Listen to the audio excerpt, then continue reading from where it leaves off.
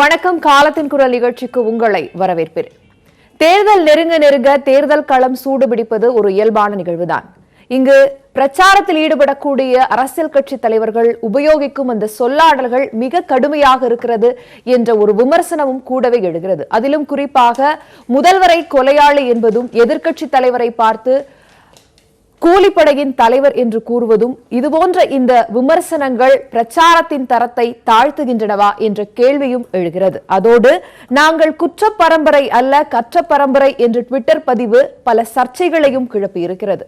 இதோடு சேர்த்து இளம் தலைமுறையினர் இவர்களை பார்வையிட்டுக் கொண்டிருக்கிறார்கள். இவர்களுடைய இந்த அரசியல் தரத்தை மதிப்பிட்டுக் கொண்டிருக்கிறார்கள். இவர்கள் மீது வைக்கும் மதிப்பீடு என்ன? இதுபோன்ற தனிமனித தாக்குதல்களில் ஈடுபடுவதன் மூலம் எதிர்த்தரப்பினரை பலவீனப்படுத்தும் முயற்சியில் ஈடுபடுகிறார்களா? பேசுவதற்கு 1000 கொள்கைகளும் திட்டங்களும் விவாதிப்பதற்கு இருந்தும் இதுபோன்ற விமர்சனங்களை முன்வைப்பதன் சாராம்சம் என்ன? பேசலாம். என்னோடு அரங்கத்திற்கு விருந்தினர்கள் இருக்கிறார்கள். ஆவடிக்குமார் அதிமுக, காரை செல்வராஜ் மதிமுக, பெரோஸ் காந்தி பாஜக, லெனின் இந்திய கம்யூனிஸ்ட், நெய்வேலி பாலு அரசியல் விமர்சகர். அனைவரும் திரு ஆவடிக்குமார் கிட்ட இருந்தே முதல்ல ஆரம்பிக்கிறேன். அதாவது தேர்தல் களத்தில் பிரச்சார மேடைகளில் கடுமையான சொல்லாடல்கள் என்பது இருக்கும். ஆனால் ஒரு எதிர்க்கட்சி தலைவரை பார்த்து வைக்கக்கூடிய அந்த விமர்சனம், அந்த சொல்லாடல் என்பது அரசியல் ஒரு ஆரோக்கியமற்ற சூழலை பார்த்து போய்கொண்டிருக்கிறதோ அப்படிங்கிற ஒரு விஷயம் இருக்கிறது. ஏன் பேசுவதற்கு வேறு எதுவுமே இல்லையா? இல்லை, அனைத்து இந்திய அண்ணா திராவிட முன்னேற்ற கழகத்தை பொறுத்தளவில் முதலமைச்சர் எடப்பாடி பழனிசாமி அவர்களை பொறுத்தவரையில் மிகவும் தரத்தோடும் தன்னை உணர்ந்தும் தான் வார்த்தைகளை பயன்படுத்துகிறார். அவர் மீது வைத்த விமர்சனங்களுக்கு அவர் பதில் சொன்னார். அவர் பதில் சொல்ல மிக தெளிவாக சொல்லியிருக்காரு. என்னை 5 கொலை செய்தவன் என்று பேசுகிறார்கள். ஆனால் அந்த பேசியவர்கள் நம்முடைய மாநிலத்தில் இல்லை, கேரளாவிலேயே பயங்கரமான கொடிய கிரிமினல்கள். அவர்கள் கொலை குற்றம், கற்பழிப்பு குற்றம், ஆள்கடத்தல் குற்றம் எல்லாம் தொடர்ந்து செய்து குற்றவாளிகள் பட்டியலில் இருப்பவர்கள். அப்படிப்பட்டவர்களை இவர்கள் ஜாமீனில் எடுத்து வைத்து கொண்டு அந்த கூலிப்படையினருக்கு பாதுகாவலராக இருந்து கொண்டு அவர்களுக்கு ஜாமீன் தருகின்ற இவர் என்னை பற்றி பேசுவது என்பது சரியானது இல்லை. இரண்டாவது, அதனால் கூலிப்படை தலைவர் என்ற சொல்லாடல் சரிங்கிறதை நியாயப்படுத்த முடியும் இல்ல. அவர்கள் கூலிப்படையினர், அவர்களை கூலிப்படையினரை வைத்துக் கொண்டு அவர்களுக்கு ஜாமீன் தருகின்றவர்கள் யார் என்பதுதான் கேள்வி. இல்லை, பிரச்சார களத்தில் விவாதிப்பதற்கு, பிரச்சார களத்தில் அவர் 5 கொலை செய்தவர் என்று நேரடியாக ஒரு முதலமைச்சரை பார்த்து ஒரு பொறுப்பற்ற தன்மையில் ஒரு எதிர்க்கட்சி தலைவர் பேசுகின்ற போது அதற்கு பதில் சொல்லாமல் வேறு எப்படி சொல்ல முடியும்? அதற்கு இப்படித்தான் எதிர்வினை ஆற்ற வேண்டும். நிச்சயமாக அவர் சொன்னதுக்கு வேற யாராவது இருந்தா இதை விட கடுமையா சொல்லியிருப்பாங்க. அவர் ஒரு தரத்தோடு சொன்னதுனால அது ஒரு அவருடைய நிலைப்பாட்டிலிருந்து அவர் சொல்லியிருக்காரு. சரி, நான் அரசியல் விமர்சகரிடமே இந்த கேள்வி இருக்கிறேன். அதாவது தேர்தல் களம் சூடுபிடிக்கும் போது அதற்கான பிரச்சார யுக்திகளை வேறு வேறு விதமாக பயன்படுத்துவார்கள், கொள்கைகளையும் திட்டங்களையும் விவாதிப்பார்கள். இங்க பயன்படுத்தக்கூடிய இந்த சொல்லாடல்கள் அந்த அரசியல் நாகரிகத்தை எப்படி பார்க்குறீங்க? இதில் வெறும் சொல்லாடல்கள் ஏன் இப்படி இருக்கிறது என்பதை தான் நம்ம பார்க்கணும். ஏன் இப்படிப்பட்ட சொல்லாடல்கள் இன்றைக்கு பயன்படுத்தப்படுகிறது அப்படின்னு சொன்னீங்கன்னா ஒரே காரணம் தான். அதாவது கோட்பாடு இல்லாத அரசியல், நாணயமில்லாத கூட்டணி, இந்த மாதிரியெல்லாம் வந்துவிட்ட பிறகு நீங்கள் வேறு எதையும் எதிர்பார்க்க முடியாதுன்னு சொல்கிறேன். அதுதான் முக்கியமான காரணம். நீங்கள் அதற்கான காரணம் என்ன என்றால், நீங்கள் பார்த்தீங்கன்னு சொன்னால் தேர்தல் என்றால் எப்படி நடக்கும் என்று சொன்னால், பல பேர் பல மாதங்களுக்கு முன்னாலேயே சொல்லுவார்கள், நாங்கள் தேர்தலிலே இன்னென்ன பண்ண போகிறோம், இந்த பிரச்சனைகளுக்கு இன்ன தீர்வு வைத்திருக்கிறோம், எங்கள் கட்சி இன்ன செய்யும் அல்லது ஏற்கனவே இன்ன செய்தது என்றெல்லாம் சொல்லுவார்கள். இப்போ அதெல்லாம் ஒன்றுமே கிடையாது. நேரடியாக என்னென்னா, முதல்ல கூட்டணிக்கு அப்புறம் தான் தேர்தல் அறிக்கை அப்படின்னு சொல்லுவதே என்ன ஆயிடுச்சுன்னா, அதுவே இந்த தேர்தலினுடைய அதனுடைய ஒரு ஒன்றுமில்லாத ஒரு தன்மையை, ஒரு ஒன்றுமில்லாததாக ஒரு தேர்தலை ஆக்கிவிட்டது அப்படிங்கிறது தான் இன்றைக்கி நம்ம புரிஞ்சுட்டு இருக்கோம். அப்படி வந்த பிறகு நீங்கள் பேசுவதற்கான கொள்கைகளோ அல்லது மக்களுடைய பிரச்சனைகளுக்கான தீர்வுகளை முன்வைக்காத போது அதில் என்ன வரும் என்றால் தனிநபர் தாக்குதல்களும் தனிநபரை பற்றிய விமர்சனங்களும் தானே வரும், வேறொன்றும் வராது. ஏன்னா சட்டியில் இருந்தால் தானே ஆப்பேல் வரும்னு சொல்கிற மாதிரி நீங்கள் கொள்கை என்ற ஒன்றுமே இல்லாத ஒரு அரசியலை வைத்துக்கொண்டு, ஒரு கூட்டணிகளை வைத்துக்கொண்டு நீங்கள் என்ன வரும் என்று எதிர்பார்க்கிறீர்கள்? அதுதான் வரும். அது இயல்பு தான், அது இயற்கை. அதை நீ ஒன்றும் தவிர்க்க முடியாது. அப்படியா திரு கோவிலன் கேட்கிறேன். அதாவது கொள்கை இல்லாத கூட்டணி, நாணயம் இல்லாத கூட்டணி, இதனால் தான் அவர்கள் அதுபோன்ற பிரச்சார மேடைகளில் கடுமையான சொல்லாடல்களை பயன்படுத்துகிறார்கள். அதாவது அரசியல் என்பது மக்களுக்கானது. மக்கள் பிரச்சனையை பேசுவது, மக்களுக்கான என்னென்ன கொள்கைகளை நாங்கள் எதிர்காலத்தில் தீட்ட இருக்கிறோம், எப்படியெல்லாம் எங்களுடைய அரசு தேர்ந்தெடுக்கப்பட்டால் அது நடைமுறைப்படுத்தும் என்கிற விவாதம் இன்றைக்கு தேவையாக இருக்குது. அதை விட்டுவிட்டு இன்றைக்கு குறுக்கு வழியில் இப்படிப்பட்ட, அதாவது பேச வேண்டும் என்பதற்காக, அந்த அடுக்குமொழியில் பேச வேண்டும் என்பதற்காக சிலர் பேச, அடுக்குமொழிகள் அப்படிங்கிற மாதிரி இல்லையே. இது வந்து கடுமையான, இதை எப்படி நம்ம பதப்படுத்துறது, இல்லை எப்படி இதை தமிழ்நாட்டினுடைய மேடை நாகரிகம் மிக முக்கியமானது. இது எல்லா அரசியல் கட்சிகளுமே இதை பற்றி யோசிக்க வேண்டும். மேடை கருத்து சொல்வதற்கான ஒரு இடம் என்கிற அந்த நிலைப்பாட்டில் இருந்து எல்லோரும் பேசினால் இந்த பிரச்சனை இல்லை. என்ன பிரச்சனைன்னா, நான் சொல்லிடுறேன், எதிர்கட்சிகளும் ஆளுங்கட்சியும் எதிரெதிரே பேசுவது என்பது இயல்பு. அது வந்து இது மாதிரி இருக்கக்கூடாது என்கிற வார்த்தை பதங்கள் இப்படிப்பட்டதெல்லாம் பயன்படுத்தக்கூடாது என்பது நம்முடைய எதிர்பார்ப்பு. அதுதான் தேவையும் கூட. ஆனால் கூட்டணியில் இருப்பவர்கள் ஒரு 10 நாளைக்கு முன்னாடி பேசியதெல்லாம் நீங்கள் எடுத்து பார்த்தீங்கன்னா அதை விட மோசமாக இருக்கும். நண்பர் கூட முதலமைச்சரை பற்றி பேசியதாக சொன்னார். இதே முதலமைச்சரை சூடு சுரணை இல்லாதவர் என்று சொன்னவர்கள் இப்போ பாட்டாளி மக்கள் கட்சி சார்ந்தவர்கள் அந்த கூட்டணியில் தான் இருக்கிறாங்க. அது எப்படி பிரச்சனை எல்லாம் வரும்? இதெல்லாம் என்ன காரணம்? அப்ப கூட்டணியில இல்லாத போது ஒண்ணு பேசுவீங்க, இது என்ன போக்கு? அப்ப இதுதான் பிரச்சனை. இப்ப நேற்று வரை நீங்க ஒண்ணு பேசுவீங்க, இன்னைக்கு ஒண்ணு பேசுவீங்க, நாளைக்கு மறப்போம் என்று நீங்க செல்வீர்கள் என்றால் இந்த மாதிரியான ஒரு புதிய வகையிலான சொல்லாடல்களை அரசியல்ல கிடையாதா? எது மறப்போம் மன்னிப்போம் எதுலன்னு இருக்கு? தனிநபர் தாக்குதல்கள் தேவையில்லை. என்னை பொறுத்தவரை தனிநபர் தாக்குதலில் நாங்கள் நம்பிக்கை இல்லாதவர்கள். கொள்கை ரீதியாக பேச, நாங்கள் எங்களை விட வலுவாக கொள்கை பேசக்கூடியவர் யாரும் இல்லை. நிறைய பேசுகிறோம், மக்களுக்கான பிரச்சனை பேசுகிறோம், போராட்டம் நடத்துகிறோம், அது தேவையானது. அவன் இங்க என்ன பிரச்சனைனா செலக்டிவ் அம்னீஷியா இப்போ பயன்படுத்துறோம். எதிர்கட்சி தலைவர் ஒரு வார்த்தை சொல்லிவிட்டார் என்று அதை பிடித்துக் கொண்டு தொங்குகிற நீங்கள் உங்கள் கூட்டணி கட்சியில் இருந்தவர்கள் பேசியதே மறந்து விடுகிறீர்கள். அப்ப அதை வசதியா உங்களுக்கு அது போயிடுது. அப்ப இது தேவையா? இது எப்ப எதை காட்டுகிறது? பொது நாகரிகம், சபை நாகரிகம் என்பதை போல ஒரு பொது நாகரிகம் என்பது மக்கள் எல்லாவற்றையும் பார்த்து கொண்டுதான் இருக்காங்க. நீங்க ஒரு 20 ஆண்டுகளுக்கு முன்பு இருந்த மேடையெல்லாம் இன்றைக்கு அதை விட எவ்வளவோ நாகரிகப்படுத்தி கொண்டிருக்கிறது. எல்லா அரசியல் கட்சிகளுமே நான் சொல்றேன், ஒட்டுமொத்தமா நாகரிகப்படுத்தப்பட்டு கொண்டுதான் இருக்கிறது. 20 ஆண்டுகளுக்கு முன்புனா நீங்க அதை பார்க்க முடியாது. அப்ப இதை நோக்கி நாம் போகிறோம் என்றால் மக்கள் இதை ரசிக்கவில்லை. இப்படிப்பட்ட வார்த்தை சொற்பிரயோகங்களை எல்லாம் மக்கள் ரசிக்கவில்லை. ஆனால் வலுவான பிரச்சனைகளை பேச வேண்டிய அவசியம் இருக்கிறது. அப்புறம் பேசுகிற போது நிச்சயமாக அது குறித்து நாம் சொல்லியாக வேண்டும். ஆனால் அந்த வார்த்தைகள் எப்படி தனி மனிதனை புண்படுத்துகிறது, ஒரு தலைவனை புண்படுத்துகிறது என்கிற அடிப்படையை பார்க்கிற போது நிச்சயமாக இது போன்றவற்றை தவிர்க்கலாம். இது எல்லா அரசியல் கட்சிகளும் ஏற்றுக்கொள்ள வேண்டிய ஒன்று. இதில் ஆளுங்கட்சி எதிர்கட்சி என்கிற பாகுபாட்டுக்குள் நான் வரவில்லை. ஆனால் பிரச்சனை என்னவென்றால், தொடர்ச்சியாக ஆளும் கட்சியை சார்ந்தவர்கள் இன்றைக்கு முன்வைக்கிற பல்வேறு அதனுடைய 2ஆம் கட்ட 3ஆம் கட்ட தலைவர்கள் பேசுகிற பேச்சு, பாஜகவினர் பேசுகிற பேச்சு காது கொடுத்து கேட்பதாக இல்லை. இதே சட்டமன்ற தேர்தலில் டெல்லியில ஒரு எம்பி பேசுறாரு, ராமனுக்கு பிறந்திருந்தால் எங்களுக்கு வாக்களியுங்கள். என்ன பேச்சு இது?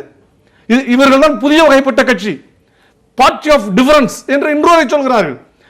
பார்ட்டி ஆஃப் இன்டிஃபரன்ஸ், மோசமான தன்மையோடு பேசுகிறார்கள். இது எந்த கட்சியும் இந்த மாதிரியான வார்த்தை இந்த விஷயத்தை பொறுத்தவரைக்கும் எந்த கட்சியும் வந்து சமரசமாக தான் பேசிக் கொண்டிருக்கிறதா? இது போன்று பல்வேறு விஷயங்கள் இருக்கிறது.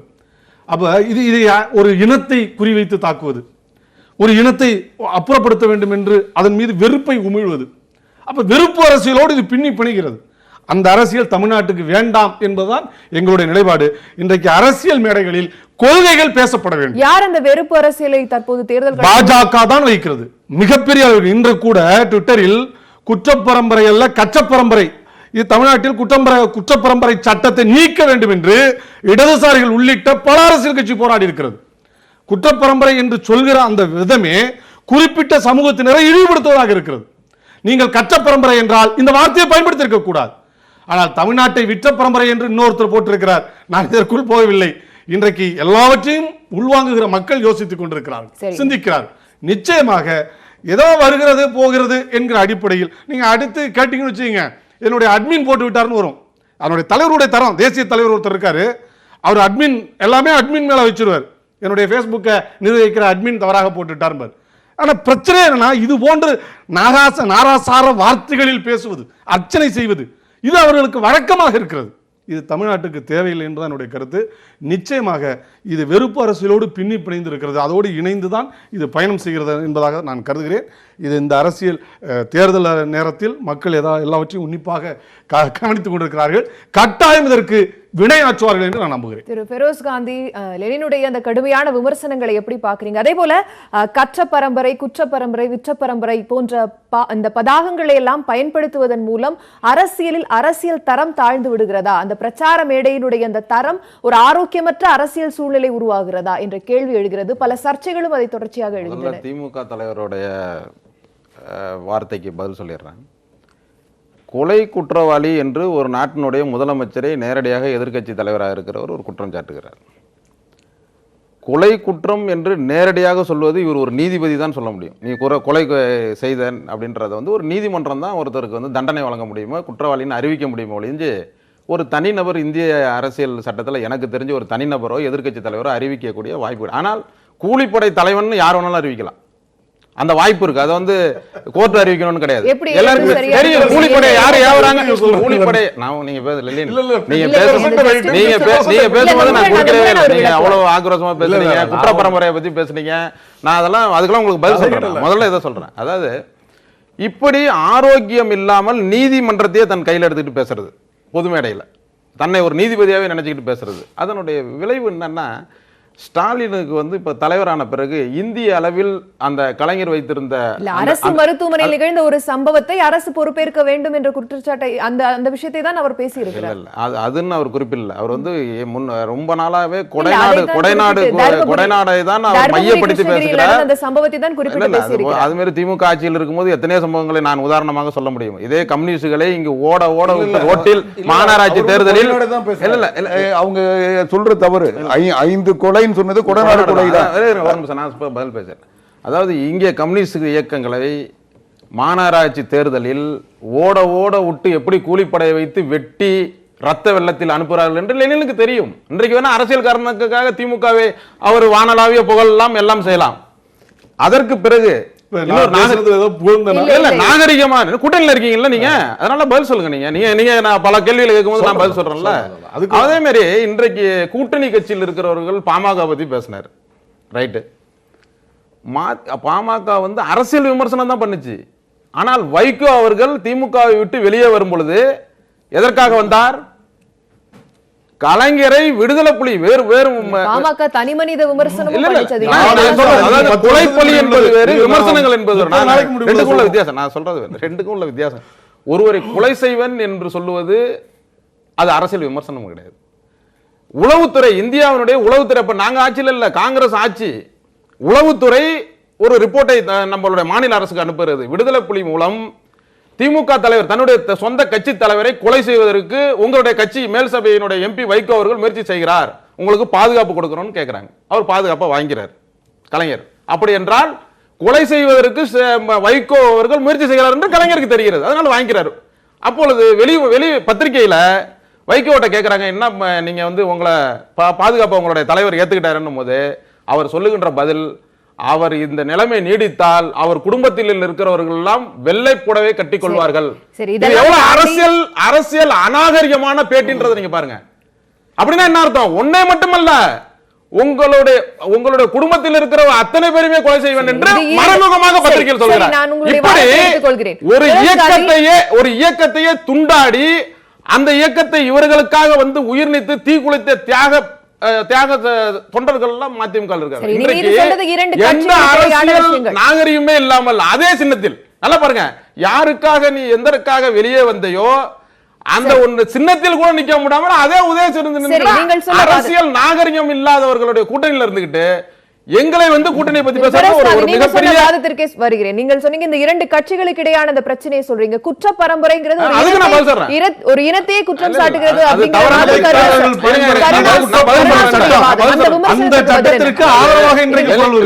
லெனின் அவர்களுக்கு வந்து குற்ற பரம்பரையை பத்தி நிறைய தெரியுமா என்னன்னு தெரியாது. ஒரு காலத்தில் நான் என்னுடைய சொந்த சமுதாயம் வன்னியகுல சத்திரிய சமுதாயம் ஒரு காலத்தில் குற்ற பரம்பரை, இந்த நாட்டில் அதற்காக நாங்கள் மிகப்பெரிய போராட்டம் நடத்தினோம். மட்டும் இருங்க, சும்மா தேவையில்லாம பேசு. 2 கோடி வன்னியர்கள் நாங்க இருக்கிறோம் தமிழ்நாட்டில். 2 கோடி பேருக்கு மேல இருக்கிற வன்னியர் சமுதாயத்தில் தவறான நீங்க பேசும்போது நான் குறுக்கில்ல, அப்புறம் நீங்க பேசிட்டு இருக்கும்போது நான் இல்லங்க, குறுக்கிடுறேன். எல்லா நீங்க பேசாம இருங்க. ஒட்டுமொத்த இருங்க, இருங்க, இருங்க. வாய்ப்பில் நீங்கள் உங்க விஷயத்துல நீங்க உங்களோட கருத்தை சொல்லுங்க. உங்களுக்கு தெரியலன்னா தெரியலன்னு சொல்லுங்க. நீங்க என்ன சொன்னதுனால சொல்றேன். உங்களுக்கு தெரியுமா தெரியாத வன்னியர்கள் வந்து குற்றப்பரம்பரையாக அதனால இருந்தாலும் உங்களுக்கு தெரியுமா? குற்றப்பரம்பரை சட்டத்தில் வந்த தெரியுமான்னு வன்னியர்கள் கேக்குறேன். உங்களுக்கு தெரியுமா? ஜெயங்கொண்ட நீங்க பகுதி ஜெயங்கொண்டம் மட்டும்தான். மட்டும் சொல்றீங்க. நீங்க 2 கோடி பேரும் இல்ல. என்ன தவறான பதிவு? நீங்க பதிவே தவறான பதிவு. தவறு. தவறான நீங்க பதிவு. சொல்றதே தவறு. தவறான பதிவு. நீங்க சொன்னதால ஆனால் சொல்றேன். அந்த சட்டம் சுதந்திர இந்தியாவில் அப்படி ஒரு பரம்பரை இப்பொழுது கிடையாது.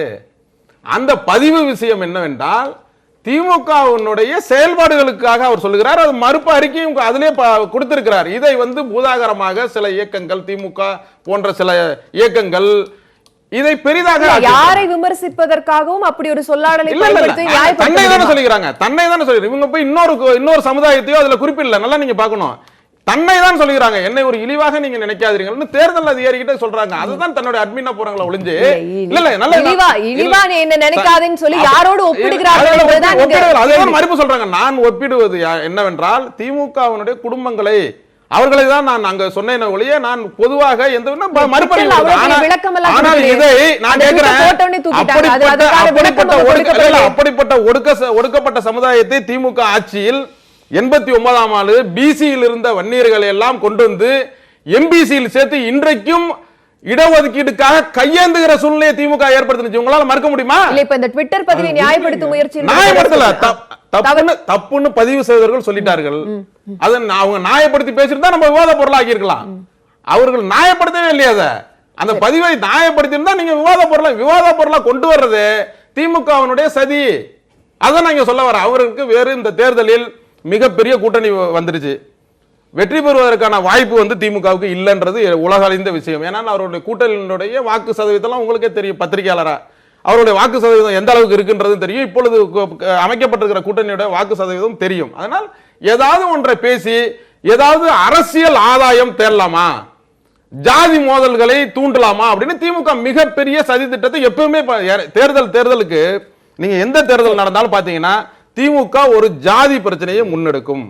அது மாதிரியான விஷயங்களில் பத்திரிகையாளர்களும் மற்ற கூட்டணி கட்சி தலைவர்களும் பலிகடாக வேண்டும். நான் இந்த பதிவு பண்றேன். சரி, ஒரு கடுமையான விமர்சனத்தை வைக்கிறீர்கள். எந்த ஆதாரத்தின் அடிப்படையில் அதையெல்லாம் நாம் விவாதிக்க வேண்டும், பேச முடியாது. அவங்களெல்லாம் இது உலகம் அறிந்த விஷயம். மறுக்கிறதுக்கான வாய்ப்பே அவர்களுக்கு ரோஸ் காந்தி வைக்கக்கூடிய இந்த விமர்சனங்களுக்கு எல்லாம் உடையவது இல்ல. பொதுவாக அவர் தோழர் லெனின் பேசுகிற பொழுது நிறைய செய்திகளை குறிப்பிட்டு பேசினதுக்கு பதிலளிக்க வேண்டிய கடமையில் இருக்கிற அருமை நண்பர் ஃபெரோஸ் காந்தி அவர்கள் எப்பொழுதும் போல் பாரதிய ஜனதா கட்சியினுடைய திட்டமிட்ட செயல்பாடு இந்த விவாதத்தை திசை திருப்புவதற்காக அந்த விவாத களத்திலிருந்து மிகவும் தாண்டி நிறைய செய்திகளை பதிவு பண்ணார். அது எல்லா செய்திகளுக்கும் நம்ம பதிவு பண்ணோம்னா நம்ம விவாதத்தினுடைய பொருளை தாண்டி நம்ம பேச வேண்டியிருக்கோம். நல்ல தலைப்பு வேறு எடுத்திருக்கீங்க. வைகோ அவர்களை பற்றி சொல்கிறதுக்கு நான் ஒரே செகண்டில் சொல்லிடுறேன். அவர் மீது கொலைப்பழி சுமத்தினது, அவர் இந்த மாதிரி அவர் கலைஞருடைய இயக்கத்தை விட்டு வெளியிலே வந்தது, இன்றைக்கு உதயசூரியன் சின்னத்தில் நிற்பது என்பதும் திராவிட முன்னேற்றக் கழகம் எங்களுடைய தாய் கழகம். குற்றம் இருந்தது. அவர்கள் மீது வைத்த எல்லா குற்றச்சாட்டுகளையும் நாங்கள் வைத்ததெல்லாம் தவறு என்று சொல்லிவிட்டு நாங்கள் அவருடன் கூட்டணியில் இணையவில்லை. கூட்டணியில் இணைவதற்கான 3 முக்கியமான காரணங்களை எடுத்து வைத்திருக்கிறோம். எங்களை விட இழந்து இந்த கூட்டணி வெற்றி பெற வேண்டும் என்பதற்கு எதையும் இழப்பதற்கு மறுமலர்ச்சி திராவிட முன்னேற்றக் கழகத்தை தவிர கூட்டணியில் இருக்கிற மற்ற கட்சிகளால் முடியாது. 2 பாராளுமன்ற தொகுதி வேண்டும், ஒரு ராஜ்யசபா கேட்டோம், உன்னை குறைத்த பொழுது கூட விட்டு கொடுப்போம், எதையும் விட்டு கொடுப்போம் என்கிற ஒரு கோட்பாட்டின் அடிப்படையில் இந்த கூட்டணியிலே இயந்திருக்கிற நாங்கள் இன்னும் எதையும் விட்டு கொடுப்போம். இந்த பாசிச பாரதிய ஜனதா கட்சியினுடைய ஆட்சியும் தமிழகத்தில் எடப்பாடியார் தலைமையில் இருக்கிற அதிமுக ஆட்சியை நீக்க வேண்டும் என்பதற்கு எதையும் நாங்கள் இழப்போம். அதுக்கு மேலே நான் அந்த விஷயத்துக்குள்ளே போய் அவருக்கு பதில் சொல்லி நான் வீணடிக்க விரும்பல. 2வது முக்கியமான நீங்கள் தலைப்பில் கேட்டதில் பார்த்தீங்கன்னா அந்த எதிர்வினை ஆற்றினால் கூட ஒரு நாகரிகமான அரசியலை முன்னெடுக்க வேண்டும் என்பது முற்றிலும் உண்மை, 100% ஏற்றுக்கொள்ளக்கூடியது. இந்த நாகரிக காலத்தில் எல்லோருமே வாட்ஸ்அப்லேயும் முகநூல்லையும் நாம் செய்கிற ஒவ்வொரு நடவடிக்கைகளும் விமர்சனத்துக்கு உள்ளாகக்கூடிய ஒரு சூழல். முதல்ல பொதுக்கூட்டம் நடந்துச்சுன்னா வண்டி சோறு கட்டிட்டு வண்டியில் மாட்டு வண்டியில் பொதுக்கூட்டம் கேட்டு போன காலம் உண்டு. பக்கத்து கிராமத்தில் ஒருத்தங்க இறந்துட்டாங்கன்னா 18 உங்கள் கிராமம் தாண்டி இருக்கவங்களுக்கு சைக்கிளில் போய் தான் செய்தி சொல்லிட்டு வருவாங்க, பேப்பரில் எழுதி கொடுப்பாங்க. இப்போ அப்படி இல்லை. இந்த கற்ற பரம்பரை குற்ற பரம்பரை அடுத்த 5 வினாடிகளிலே மீம்ஸில் வருது. அந்த மாதிரி ஒரு சூழ்நிலையிலே எந்த தலைவராக இருந்தாலும் யாராக இருந்தாலும் எதிர்வினை ஆற்றும் பொழுது கூட ஒரு நாகரிகத்தை கடைபிடிக்க வேண்டும் என்பதில் மாற்று கருத்து கிடையாது. மக்கள் இதை எப்படி மதிப்பிடுவார்கள் என்பதை கூட அரசியல் அரசியல் தலைவர்கள் நிச்சயமாக இதை உணர வேண்டும். மக்கள் காலம் மாறுகிற பொழுது, மக்களுடைய மனநிலை மாறுகிற பொழுது, அரசியல் தளமும் மக்களுடைய எண்ணங்களுக்கு ஒட்டி இந்த அரசியல் தளத்தையும் நகர்த்த வேண்டிய காலச்சூழல் வருகிற பொழுது நிச்சயமாக மாற்றங்கள் வர வேண்டும். இந்த சொல்லாடல்கள் இன்னொரு விதத்திலையும் நம்ம பார்க்கலாம். தொண்டர்களை உற்சாகப்படுத்த, அவர்களுடைய அந்த ஆரவார கைத்தட்டலுக்காக இந்த தொண்டர்களை உற்சாகப்படுத்துவதற்கு தமிழகத்தில் முதல்ல இந்த நாகரிகமற்ற அரசியலை முன்னெடுத்தது, தனிமனிதர் தாக்குதலை முன்னெடுத்தது அம்மையார் ஜெயலலிதா அவர்கள் தான். கருணாநிதி என்று அவ்வளவு பெரிய மனிதனை ஒற்றை வரியில் சொல்லுகிற பொழுது தொண்டர்கள் உற்சாகம் அடைவார்கள் என்று நினைத்து சொன்னது. அதிலிருந்து தொடர்ந்தது. ஒருத்தர் ஒரு ஃபங்க்ஷனில் கலந்துக்க முடியாது. ஒரு பொதுக்கூட்டத்தில் அதிமுக தோழன் கூட நான் ஒரு சம்பந்தியாய் நின்னா கூட அந்த போட்டோ வெளியில் வந்துச்சுன்னு சொன்னால் பிரச்சனைக்கு உள்ளானவர்கள் இருக்கிறார்கள். உறவாடுவதற்கு கூட நீங்கள் அந்த இயக்கத்தோடு இருப்பவர்களோடு சேர்ந்து நிற்பதற்கே பயப்படக்கூடிய ஒரு அரசியல் காலச்சூழல்லாம் இருந்தது. இப்போ அதில் ஒரு மாற்றங்கள் வந்திருக்குன்னு வச்சுங்க. அவர்களுக்கு பிறகு அந்த மாற்றங்கள் நமக்கு வந்திருக்கு. நம்ம முக்கியமாக பார்த்துக்கலாம். இந்த அரசியல் களத்தை இந்த மாதிரியான செய்திகள் முதல்ல தமிழக அரசியல் களத்தை இந்த மாதிரியான ஒரு குறிப்பிட்டு ஒரு சொல்லாடலை பயன்படுத்தி அதை மிகப்பெரிய பிரச்சனையாக்கினது முதல் காரணம் தமிழ்நாட்டில் எச் ராஜா தான். தேசிய செயலாளர் எச் ராஜா அவர்கள் தான். நீ எதை பேசினாலும் ஆன்டி இந்தியன் என்று சொல்லுகிற பொழுது இயல்பாகவே எனக்கு கோபம் வரும். ஒரு ஜனநாயக அடிப்படையில் கருத்திற்கு ஒரு மாற்று கருத்து சொல்லுகிற பொழுது, அந்த மாற்று கருத்தை நான் வைக்கிற பொழுது கூட பத்திரிகையாளர்களாக இருந்தாலும் யூ ஆர் ஆன்டி இந்தியன் என்று சொல்லுகிற சொல்லாடலை பயன்படுத்தியது தமிழகத்து அரசியல் வரலாற்றில் இந்த 4 ஆண்டுகளில் பொதுக்கூட்டத்தில் திமுக தலைவர் ஸ்டாலின் அதை பிரிவிலேஜா ஏத்துக்கிறேன், என்னை ஆன்டி இந்தியன் என்று அழைப்பதை அப்படித்தான் வரும். நான் என்னுடைய தமிழ் சமூகத்திற்காக இனத்திற்காக நான் குரல் கொடுத்தேன். அதுக்கு சொல்றேன் எதிர்வினை ஆற்றினா மட்டும் உங்களுக்கு கோபம் வரும். அப்படிதானே?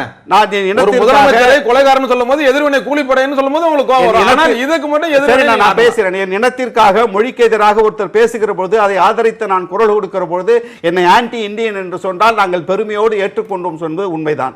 இரண்டாவது, நீங்க தனி மனித தாக்குதல் கூட விட்டுருங்க. அரசியல் தளத்தில் தனி மனித தாக்குதல் அடுத்த கட்டத்துக்கு வர்றேன். நீதிமன்றத்தை என்ன வார்த்தை சொல்லி எச் ராஜா பேசினாரு, காவல்துறையை என்ன சொல்லி பேசினார். இது எது மாதிரியான ஒரு அரசியல், எது மாதிரியான ஒரு சொல்லாடன்னு சொல்லுங்க. நான் நீதிமன்றத்தில் என்ன வார்த்தையில சொன்னாங்கிற வார்த்தையை நான் அந்த தொலைக்காட்சி விவாதத்தை நான் பயன்படுத்த விரும்பல. நீதிமன்றத்தை சொன்னார், காவல்துறையை கடுமையாக நீதிமன்றத்தை மூலம் முடித்து வைக்கப்பட்ட பிரச்சனை நீங்க ஒண்ணு இல்ல. ஒரு நிமிஷம் இருங்க. அப்புறம் நீங்க எப்படி பாஸ்போர்ட் இல்லாம ஒரு இந்திய பதிவு பண்ணுங்களா? சரி, நான் இந்திய அரசியலமைப்பு சட்டத்தில் அந்த நாட்டிற்காக நான் என்னுடைய கடமை செய்வேன்னு சத்திய பிரமாணம் எடுத்து நாட்டு இலங்கைக்கு போனீங்க. சரி, நான் போயிட்டு வந்த பிறகு நீங்க பேசுங்க. நான் இலங்கை போயிட்டு வந்து போலன்னு பதிவு பண்ணுங்க.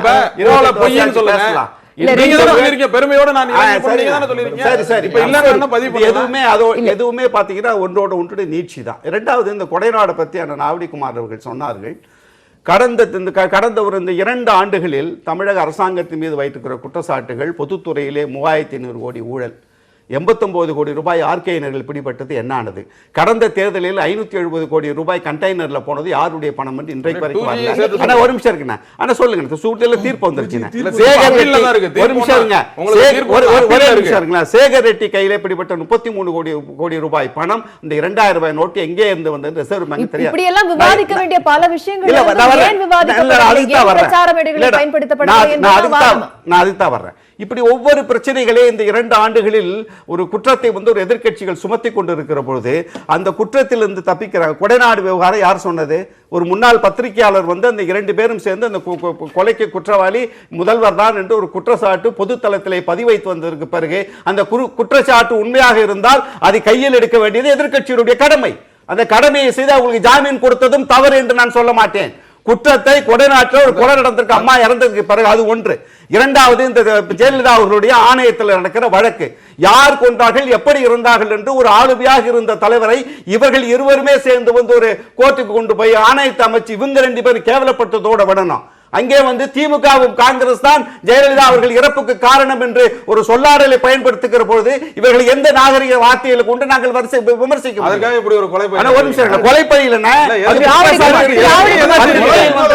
குற்றச்சாட்டு வந்திருக்கிறது, அதுக்கு பதில் சொல்ல வேண்டிய கடமை உங்களுக்கு இருக்கிறது. சொல்லணும். நீதிமன்றத்தை பார்த்து எப்படி காவல்துறையை பார்த்து அநாகரிகமா கேட்டா அடுத்த நாள் நீதிமன்றத்தில் மன்னிப்பு கேட்பீங்க. ராஜீவ்காந்தி கொலை வழக்குல யார் மேல குற்றம் ராஜீவ்காந்தி தமிழகத்தில் கொண்டதற்கு யார் காரணம் என்று இந்த ஆட்சியை கலைச்சாங்கன்னு கொஞ்சம் சொல்லுங்க, பதிவு பண்ணுங்களா? இல்ல, இந்த எங்கள் கட்சியின் மீது சொல்லப்பட்ட குற்றச்சாட்டுகளுக்கு நம்ம பதில் சொல்லணும். அது வரைக்கும் தயவு செய்து யாரும் குறுக்கிட்டாதீங்க. மரியாதைக்குரிய காரை செல்வராஜ் அவர்கள் அவர் சொன்னார், எங்களிடம் இழப்பதற்கு இல்லை, எல்லாவற்றையும் இழக்க தயார். அது அவங்களுடைய விருப்பம், அவங்களுடைய கட்சியினுடைய நிலைப்பாடாக அது இருந்ததுன்னா அதை நம்ம அதில் வந்து நாங்கள் குறுக்கிட தயாராக இல்லை. நீங்கள் பேசாதீங்கன்னு சொன்னேன். நீங்கள் இன்றைக்கு உண்மையில் பார்த்தீங்கன்னா அவர்களிடம் இழப்பதற்கு எதுவும் இல்லை, ஒரு பேர் மட்டும்தான் இருக்குது. அது காலப்போக்கில் வந்து அவங்க இப்போ சின்னத்தை இழந்து எல்லாத்தையும் இழந்து கடைசியில் வந்து போய் ஐக்கியமாயிட்டாங்க. அதனால் அது அவங்களுடைய விருப்பம், அவங்களுடைய நிலைப்பாடு. ஆனால் அதுக்கு சொல்லக்கூடிய காரணம் நரேந்திர மோடியை எதிர்க்கணும், பாரதிய ஜனதா கட்சியை எதிர்க்கணும். போன தேர்தலில் அவங்க தானே நரேந்திர மோடியை தமிழ்நாட்டில் அறிமுகப்படுத்தினாங்க. அன்னைக்கு மறுமலர்ச்சி திராவிட முன்னேற்ற கழகம் தான் கடந்த நாடாளுமன்ற தேர்தலில் பாரதிய ஜனதா கட்சி, அதுவும் குறிப்பாக நரேந்திர மோடி அவர்கள் தான் இந்த நாட்டை முன்னெடுக்க முடியக்கூடிய தலைவர்னு சொன்னாங்க. அதனால அதுவும் அவங்களுடைய நிலைப்பாடும் மாற்றமாக தான் பார்க்க முடியுமே தவிர, இவங்க வந்து பாரதிய ஜனதா கட்சி கொள்கை அடிப்படையில் எதிர்த்தால் அன்னைக்கு இருந்த கொள்கை என்ன, பாரதிய ஜனதா கட்சி இப்போதான் புதுசாக கொள்கையை கொண்டு வந்திருக்கா? அன்னைக்கு இருந்த கொள்கை தான் இன்னைக்கு இருக்கு. நான் முடிச்சிடுறேங்க, நான் பேசி முடிச்சிடுறேமா? அவங்க சொன்னதுக்கு பதில் அதுதான் சொல்றேன். கொள்கையை சொல்லாதீங்க, அவங்களுடைய செயல்பாடுகள்ல மாற்ற எது பாதிப்பு வந்தது அதை சொல்லி விமர்சனம் பண்ணுங்க. பாரதிய ஜனதா கட்சியினுடைய கொள்கை அன்னைக்கு இருந்ததா இன்னைக்கு இருந்தது, அது ஜனசங்கமா இருந்த காலத்திலே அதான் இருந்தது. அன்னைக்கெல்லாம் ஏத்துக்கிட்டு கூட்டணி சேர்ந்தீங்க, அவங்களுக்கு வந்து முன்மொழிஞ்சிங்க, எல்லாத்தையும் செஞ்சுட்டு இன்னைக்கு பாரதிய ஜனதா கட்சி கொள்கை வந்து தேச விரோத கொள்கை நீங்க சொன்னீங்கன்னா எப்படி மக்கள் ஏத்துப்பாங்க? நீ இன்னும் சொல்ல போனா இன்றைக்கு பாரதிய ஜனதா கட்சியினுடைய பாதிப்பு பெருசா சொல்றது பாபரி மசூதி இடிப்பு. பாபரி மசூதி இடிப்புக்கு பிறகுதானே திமுக போய் சேர்ந்தது, மதிமுக போய் சேருது. அதே மாதிரி கோத்ரா எரிப்பு சம்பவம், அதுக்கு பிறகுதானே நீங்க ஆட்சியில் ஒன்னா உட்கார்ந்தீங்க, கூட்டணி சேர்ந்தீங்க. அதனால இது கொள்கைகள்லாம் இவங்க சந்தர்ப்பவாதத்துக்காக அவங்க மேல சொல்ற காரணமே தவிர பாரதிய ஜனதா கட்சி கொள்கை பிடிக்கலாம் எப்பவுமே சேர்ந்துக்கூடாது. கம்யூனிஸ்ட் மாதிரி தனியா இருந்தாங்கன்னா நாங்க விமர்சிக்க போறது இல்லை. ஆனால் இன்றைக்கு வந்து பாரதிய ஜனதா கட்சி கொள்கைக்காக நாங்கள் அவங்களை எதிர்க்கிறோம் சொல்றது என்பது சரியானது இல்லை. அது அவங்க தேர்தலுக்காக சொல்லக்கூடிய வாதம். ரெண்டாவது, இந்த வழக்கை பொறுத்த வரைக்கும் 5 கொலைகள் என்று சொல்லுவதே தவறு. அது விபத்துன்னு சொல்லி வழக்கு பதிவு செய்து தமிழ்நாட்டில் பதிவு செய்தா அது வந்து தமிழ்நாடு அரசாங்கத்தினுடைய வற்புறுத்தலால அல்லது ஆட்சியாளர்களுடைய அக்கறையால் அது செஞ்சாங்கன்னு சொல்லுவாங்க. கேரளாவில் பதிவு பண்ணியிருக்காங்க. இந்த சம்பவத்தில் ஒரு சம்பவம் வந்து கேரளாவில் நடந்திருக்கு. கேரளாவில் கம்யூனிஸ்ட் தானே ஆட்சி செய்து, இவங்களுடைய நேச கட்சி தானே. அங்க போய் உண்மையை கேட்டுட்டு வாங்க. அவங்க அக்யூஸ்ட், அவங்க கிரிமினல் குற்றவாளிகள், அவங்க ஆள்கடத்தல் பேர்வழிகள் அவங்க சொல்லி தமிழ்நாட்டு போலீஸ் ரெக்கார்டு சொல்ல, கேரள போலீஸ் ரெக்கார்டு சொல்லுது. அதுதான் முதலமைச்சர் பேசுறாரு. இன்னும் சொல்ல போனா இந்த வழக்கை பத்தி பேசக்கூடாதுன்னு சொல்லி நீதிமன்றத்தில் தடை உத்தரவு வாங்கியிருக்கு. இதை எல்லாம் தெரிஞ்சிருந்து இன்றைக்கு வந்து எதிர்கட்சி தலைவர் 19 கொலைகளை செய்திருக்கிறார் முதலமைச்சர் என்று சொல்லுகின்ற போது அவர் சட்டத்தையும் மதிக்க மாட்டேன், நீதிமன்றத்தையும் ஏற்க மாட்டேன், எந்தவித தர்ம நியாயங்களுக்கும் கட்டுப்பட மாட்டேன், அரசியலுக்காக எதையும் பேசுவோம்னு சொல்லி ஒரு வன்மத்தோடு பேசுகின்ற போது அதுக்கு விளக்கம் சொல்ல வேண்டிய கடமை இருக்கா இல்லையா? இன்னைக்கு அந்த அந்த அந்த அந்த பத்திரிகையாளர்கள் எந்த இடத்துல பேசுறாங்கன்னு இன்னைக்கு வீடியோக்கள் வெளியே வந்திருக்கு. அந்த வீடியோக்கள்ல சம்பந்தப்பட்டவங்களே அந்த குற்றவாளிகளா கைது செய்யப்பட்டிருக்காங்க. அந்த கைது செய்தவர்களை திமுக வழக்கறிஞர்கள் அதுக்காக வாதாடுறாங்க. திமுகவை சார்ந்த பொறுப்பாளர்கள் அவங்களுக்கு ஜாமீன் தந்து வெளியெடுத்திருக்காங்க. இதை எல்லாம் செஞ்சுட்டு இதை சொல்ல இதுல வந்து நீங்க என்ன குற்றத்தை கண்டுபிடிச்சீங்க, இதுல என்ன தனி மனித தாக்குதல், அவர் தன் மீது தொடுக்கப்பட்ட தாக்குதலுக்கான விளக்கம், அது அவருடைய உரிமை. அது நான் முடிச்சிடுறேன். எல்லாமே இது இன்னும் சொல்ல போனா இன்னைக்கு தனி மனித தாக்குதல் அதிகமாயிடுச்சுன்னு சொல்றீங்க. யாரும் தாக்குதல் இல்லை. இன்னைக்கு திமுகவினுடைய தலைவர் ஸ்டாலின் அவர்கள் ஒவ்வொரு வாசகமும் இந்த ஆட்சிக்கு எதிராக, இந்த அமைச்சர்களுக்கு எதிராக, இந்த முதலமைச்சருக்கு எதிராக சொல்லுகின்ற ஒவ்வொரு வாசகத்தையும் நீங்க பாத்தீங்கன்னா யார் வந்து பொறுப்பற்ற பேச்சுகள், வன்மத்தோடு பேசுறது, யார் வந்து தவறான வார்த்தைகளை பயன்படுத்துன்னு தெரியும். இது திமுகவினுடைய பலகீனம். கருணாநிதி இருக்கின்ற வரை முடிக்க போறேன், ஒரே ஒரு நிமிஷம். கருணாநிதி இருக்கின்ற வரை தாக்குதலை கூட அரசியல் நாகரிகத்தோடு மட்டுமல்ல இலக்கிய நயத்தோடு அவர் சொன்னாரு. இவருக்கு அந்த பண்பாடு தெரியல மட்டும் இல்ல, அதுக்கான தகுதி அவருக்கு இல்லை. அதனால இந்த வந்து வார்த்தைகளை வந்து தரமற்ற வார்த்தைகளை பயன்படுத்துகிறார். அதாவது முக்கியமாக 2 விஷயங்கள் பற்றி நான் பதில் சொல்லிடுறேன். இந்த மோடி அவர்களை கூட்டணி சேர்த்ததை பற்றி சொன்னாங்க. ஏற்கனவே வாஜ்பாய் அவர்கள் பிரதம மந்திரியாக இருந்து அவருடைய ஆட்சியை கவிழ்த்தது யாருங்கிறது தெரியும். அந்த கவிழக்கூடாது என்பதற்காக அதிமுக கூட்டணியில் இருந்தாலும் பாரதிய ஜனதா கட்சியினுடைய வாஜ்பாய் தலைமையிலான ஆட்சி நீடிக்க வேண்டும் என்று நின்றதும் மறுமலர்ச்சி திராவிட முன்னேற்ற கழகம். அந்த வாஜ்பாய் அவர்களுடைய ஆட்சியை பார்த்திருக்கிறோம். மோடி அவர்களை நிறைய விளக்கம் கொடுத்தாச்சு. மோடி அவர்களை சந்தித்து வாஜ்பாய் போன்று ஒரு ஆட்சியை நீங்கள் கொடுக்க வேண்டும் என்று உட்கார்ந்து பேசி உத்தரவாதம் வாங்கி இணைந்தோம். ஆனால் பதவியேற்கிற அன்றே கருப்பு கொடி காட்டி வெளியிலே வந்த இயக்கம் மறுமலர்ச்சி திராவிட முன்னேற்ற கழகம். எந்த பலனையும் ஒரு கூட்டணிக்காக நாங்கள் இழக்கவில்லை. எல்லாத்தையும் உங்கள்கிட்ட என்ன இருக்கு உங்களுக்கு இழக்கிறதுக்குன்னு கேட்டாரு. மக்கள் பணியிலே 25 ஆண்டு காலம் மறுமலர்ச்சி திராவிட முன்னேற்ற கழகத்தின் அன்பு தலைவர் வைகோ அவர்களைப் போல் மக்கள் பணிக்காக இந்த 25 ஆண்டு காலம் உழைத்து உழைத்து ஓடாய் தேய்ந்து போய் எந்த பலனும் இல்லாமல் எந்த வெற்றியும் இல்லாமல் இன்று வரையில் அரசியல் இயக்கத்தை கட்டிக்காத்து வருகிற ஒரு தலைவர் ஒருத்தரை வந்து இவர் குறிப்பிட்டு காமிச்சிருந்தோம். நான் தாண்டி இதுக்குள்ள நான் போக விரும்புறேன். ஆனா ஒரு நிமிஷம் 25 ஆண்டு காலம் யார வேணா நீங்க ஒப்பிட்டுங்க. நீங்க யார வேணா நீங்க யாரை வேண்டுமானால் நீங்கள் ஒப்பிட்டு பார்க்கலாம். என் தலைவனுடைய பெருமை 25 ஆண்டு காலம் அவருடைய போராட்டம் வாழ்க்கை இருக்கிற ஒவ்வொரு மக்கள் பிரச்சனைக்காக அவர் ஓய்வில்லாமல் உழைத்தது. வேற யாராவது தலைவரை நீங்க ஒப்பிட்டு பார்க்க முடியுமான்னு பாத்துங்க. ஒப்பிட்டு பேசணும்னா நீங்க பேசுங்க. அதுக்குள்ள நான் வரல. ரெண்டாவது வந்து இந்த கருப்பு கொடி மஸ்ஜித் பாபர் மஸ்ஜித் பிரச்சனை அதுக்கெல்லாம் சேர்ந்தேன்னு சொன்னாங்க. அப்பவே நாங்க கட்சியை விட்டு வெளியில வந்துட்டோம்னு சொல்லியாச்சு. இந்த 4.5 ஆண்டு கால ஆட்சி தான் இப்பொழுது தேர்தல் களத்திலே விவாதிக்க வேண்டிய பொருள். இந்த 4.25 ஆண்டு காலத்தில் ஒண்ணுமே வேண்டாங்க. லெனின் சிலையை உடைத்தது போல் பெரியார் சிலையை உடைப்பேன் என்று தமிழகத்திலே ஒருத்தர் பேசினா எதிர்வினை எப்படி ஆற்ற வேண்டியிருக்கும்? அதான் எங்க தலைவர் சொன்னாரு. வேற என்ன சொன்னாரு? நேரத்தையும் காலத்தையும் நிர்ணயம் பண்ணி விட்டு வா, வந்து உடை உன் கையை வெட்டுவேன்னாரு. அதுக்கு எதிர்வினை எப்படித்தானே கொடுக்க முடியும்? தமிழகத்தில் அப்படி ஒரு நாகரிகமற்ற ஒரு பேச்சு ஒரு போக்கை உருவாக்கி வைத்திருப்பது பாரதி. இன்னைக்கு எல்லாம் அதிமுக ஆரம்பிச்சிட்டாங்க. இன்னைக்கு செங்கோட்டையன் பேசுறாரு, இஸ்லாமத்தை பற்றி செங்கோட்டையன் பேசுறாரு. 56 இன்ச்சு பால்புன்னு சொன்னது யாரு? வளர்ச்சியை பத்தி பேசுறீங்க. இன்றைக்கு பாதுகாப்பு என்று புல்வாமால 44 வீரர்களை பலி கொடுத்து உளவுத்துறை சொன்னதற்கு பிறகும் கூட அவர்கள் பலியாவதற்கு துணையாக இருந்து விட்டு அதை நீங்க பேசணும், மன்னிப்பு கேட்கணும். இதெல்லாம் மன்னிப்பு கேட்கணும். அதையெல்லாம் செய்யாம நாங்க வளர்ச்சி என்பதை மறந்துவிட்டு பாதுகாப்பு என்று நாங்கள் பேசுவதற்கு வருவோம் என்று சொல்லுகிற பொழுது அவர்களை நோக்கி நாங்கள் வைக்கிற வேகமாக தான் இருக்கும். அது விமர்சனங்கள் கடுமையாகத்தான் இருக்கும். அதாவது ஒரு தமிழராக தான் இருப்பார் நிச்சயமா. ஏன்னா தமிழ்நாட்டை சேர்ந்தவர் தமிழர் தான் இருப்பார். தமிழர்கள் இலங்கையில் 1,86,000 பேரை கொத்து கொத்தாக கொல்லும் பொழுது அதே காலகட்டத்தில் தான் 1,76,000 கோடிக்கு ஊழலும் 2Gயில் நாங்க சொல்லல, காங்கிரஸ் அரசாங்கம் தான் இவர்களுடைய இப்ப கூட்டணி வச்சிருக்கிற அரசாங்கம் தான் அவர்கள் மீது வழக்கு போட்டது. அதனால் இவர்கள் போய் ராணுவ வீரர்களை பாதுகாக்கவில்லைன்னு நீங்க தமிழர்களே பாதுகாக்கலன்றனா? கொத்து கொத்தாக கொல்லும் பொழுது தமிழர்களுக்கு உடந்தையாக இருந்த திமுகவோட இன்னைக்கு கூட்டணி வச்சிருக்கீங்களா? என்ன உங்க சமரசம் ஆயிட்டீங்க நீங்க? இதே உங்க தலைவர் சொன்ன பதிவு நான் சொல்றேன். நான் சொல்லல, உங்களுடைய தலைவர் சொன்ன பதிவு தமிழர்களை கொத்து கொத்தாக கொன்றது மட்டுமல்லாமல்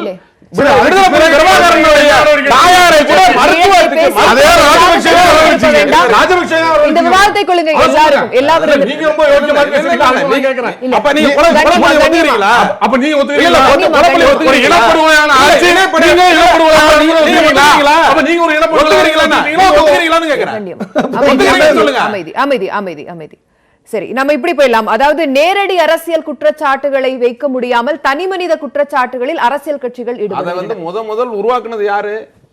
நாகரிகன்றதனுடைய உச்சத்துல பாருங்க, கலைஞருடைய இறப்பு, அவருக்கு ஒரு இரங்கல் கூட்டம் நடக்கிறது, வரவேற்கக்கூடிய நிகழ்ச்சி. அதை பாரதிய ஜனதாவையும் திமுக தலைவர் ஸ்டாலின் அவர்கள் அழைக்கிறார்கள். பத்திரிகையிலும் பாரதிய ஜனதாவுடைய பெயர் பதியப்படுகிறது. நிகழ்ச்சிக்கு வர இருக்கிறார்கள், பாரதிய ஜனதாவை சேர்ந்த தலைவர்கள் வர இருக்கிறார்கள். முதல் நாள் என்ன சொல்றாரு? இது ஒரு நாகரிகமானு பாருங்க, பத்திரிகையாளரா. முதல் நாள் என்ன சொல்றாரு மு.க. ஸ்டாலின் அவர்கள்? இந்த பாரதிய ஜனதா ஆட்சி ஒழித்து கட்டு நாகரிகம் கூட இல்ல. அந்த நிகழ்ச்சிக்கு வந்துட்ட பிறகு கூட பதிவு பண்ண நாகரிகம் இல்ல. மறுநாள் காலையில் நிகழ்ச்சி, அந்த நாகரிகம் ஒரு நாகரிகம்.